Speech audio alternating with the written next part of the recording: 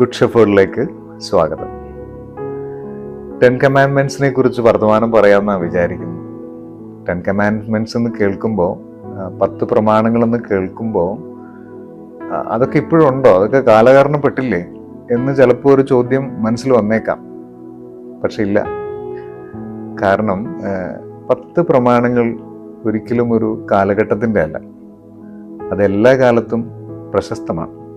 എന്തുകൊണ്ടാണെന്ന് വെച്ചാൽ ദൈവത്തോടും അയൽക്കാരനോടുമുള്ള മൗലിക അവകാശങ്ങൾ എന്തൊക്കെയാണ്, അല്ലെങ്കിൽ ഒരു മനുഷ്യന് പുലർത്തേണ്ട കടമകൾ എന്തൊക്കെയാണെന്ന് നമ്മളെ ഓർമ്മിപ്പിക്കുന്ന കാര്യങ്ങളാണ് 10 കൽപ്പന. അതുകൊണ്ട് തന്നെ അതെല്ലാ കാലത്തും നിലനിൽക്കുന്നതാണ്, എല്ലാ കാലഘട്ടത്തിലും ആവശ്യമാണ്, എല്ലാ സമയത്തും അത് സാധുവാണ്. യുക്തിയുടെ പ്രമാണങ്ങൾ കൂടിയാണത്. ബുദ്ധി ഉപയോഗിച്ച് ചിന്തിക്കുമ്പോഴും നോർമലായിട്ടുള്ള ഒരാൾക്ക് മനസ്സിലാക്കിയെടുക്കാൻ പറ്റും ഈ 10 കാര്യങ്ങളും ഇവിടെ വളരെ നന്നായി ജീവിക്കാൻ പറ്റിയ കാര്യങ്ങളാണ്. ദൈവത്തോടും മനുഷ്യരോടുള്ള കടമകളാണ്. അതുകൊണ്ട് തന്നെ അത് യുക്തിക്കും ചേരുന്നതാണ്. ഒപ്പം തന്നെ അത് ദൈവത്തിന്റെ വലിയൊരു വെളിപ്പെടുത്തലല്ലേ. ദൈവം വെളിപ്പെടുത്തുമ്പോൾ അതൊരു കടപ്പാടും കൂടിയാണ്, നമുക്കൊരു വലിയൊരു കമ്മിറ്റ്മെന്റും കൂടിയാണ്.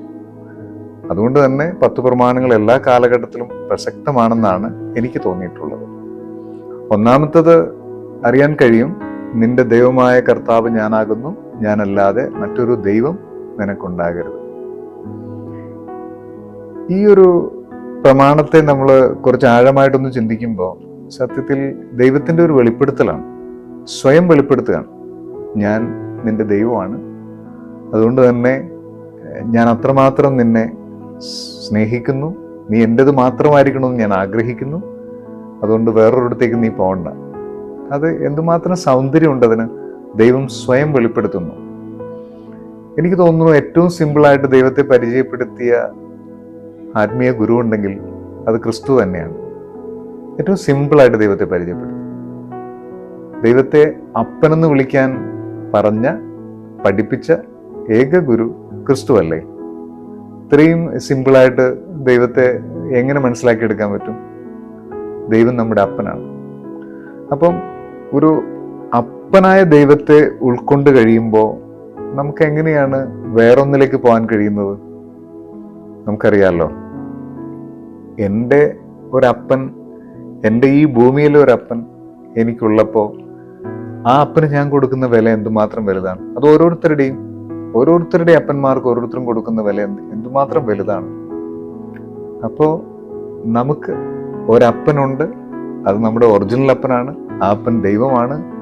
എത്രമാത്രം സൗന്ദര്യമുള്ള, എത്രമാത്രം ആശ്വസിപ്പിക്കപ്പെടുന്ന ഒരു കാര്യമാണത്. ഞാൻ ഓർക്കുകയാണ്, ഒരു കോളേജിൽ ഒരിക്കൽ യൂത്തിനോട് സംസാരിച്ചുകൊണ്ടിരിക്കുമ്പോൾ ദൈവം ഒറിജിനൽ അപ്പനാണ് എന്ന് പറഞ്ഞ് വളരെ വിശാലമായി കുറേ നേരം അവരോട് ഇങ്ങനെ വർത്താനം പറഞ്ഞു. ഇന്റർവെല്ലിന്റെ സമയത്ത് സെക്കൻഡ് ഇയർ ഡിഗ്രിക്ക് പഠിക്കുന്ന ഒരു പെൺകുട്ടി അടുത്ത് വന്നിട്ട് പറഞ്ഞു, എനിക്കിത് ഭയങ്കര ഒരു തുറവിയായിരുന്നു.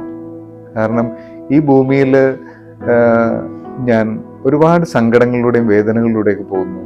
എന്തിനു പറയുന്നു, എൻ്റെ ഈ ഭൂമിയിലെ അപ്പനിൽ നിന്ന് പോലും എനിക്ക് വിഷമിപ്പിക്കുന്ന ധാരാളം അനുഭവങ്ങളുണ്ട്. അപ്പം ഞാൻ ഒരുപാട് സങ്കടപ്പെട്ടിരിക്കുമ്പോൾ എനിക്ക് വലിയൊരു തിരിച്ചറിവായിരുന്നു, ദൈവം എൻ്റെ ഒറിജിനൽ അപ്പയാണ്. പ്രിയമുള്ളവർ, ഈ ഒരു ബോധത്തിലേക്ക് വന്ന് ആ ബോധത്തിൽ നിരന്തരം ജീവിക്കാനായിട്ട് പ്രേരിപ്പിക്കുന്ന കൽപ്പനയാണ് 1ാമത്തെ കൽപ്പന. വേറൊരു രീതിയിൽ പറഞ്ഞാൽ ദൈവത്തിന് മേലെ വേറൊന്നും ഉണ്ടാകാതിരിക്കുക. അത് ഒരുപക്ഷെ സ്ഥാനമാനങ്ങളാവാം, ധനമാകാം, മറ്റു പലതരത്തിലുള്ള ആഡംബര ഭ്രമങ്ങളായിരിക്കാം. അതിലേക്കൊന്നും പോകണ്ട. നിനക്കൊരു ഒറിജിനൽ അപ്പനുണ്ട്, അത് ദൈവമാണ്. ആ അപ്പൻ നിനക്ക് ആവശ്യമുള്ളതെല്ലാം തരുന്നുണ്ട്. ആ പരിപാലനയിൽ ആശ്രയിച്ച് മുന്നോട്ട് പോകുക. അതുകൂടാതെ ധനത്തെയും മറ്റ് സ്ഥാനമാനങ്ങളെയും ദൈവത്തിന് മേലെ വെക്കുമ്പോഴാണ് ഈ പ്രമാണത്തിനെതിരായ തെറ്റായിട്ട് മാറുന്നത്. ഞാൻ ഓർത്തെടുക്കുന്ന ഒരു കാര്യം, ഈ സ്ഥാനമാനങ്ങൾ എന്തുമാത്രം കിട്ടിയാലും ദൈവത്തെ മേളിൽ തന്നെ വെച്ച ധാരാളം മനുഷ്യരുണ്ട്.